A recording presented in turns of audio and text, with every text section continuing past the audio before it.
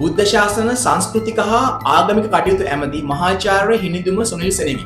ඔබතුමාගේ අමාත්‍යාංශයට තාම බැරි වුණා චන්දිමාල් ජයසිංහව අත්අඩංගුවට ගන්න. මීට කලින් රෝහණ බැද්දගේ මහත්තයාගේ ජනකීයක් විකෘති කළා කියලා ඒ කරපු කෙනාව අත්අඩංගුවට අරගෙන එයාට නඩු දාන්න හිටපු සංස්කෘතික ඇමති විදුරු වික්‍රමනායක මහත්තයා වැඩ කළා.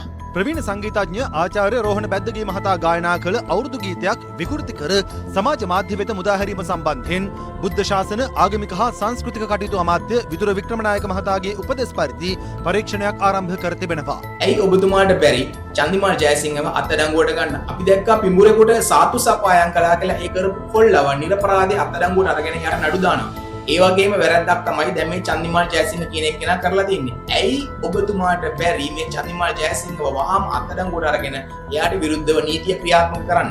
චන්දිමාල් ජයසිංහ කරන බිස්නස් මොනවද කියලා කියන්න ඔබතුමාගේ අමාත්‍යාංශය දැනටමත් දන්නවා ඇති.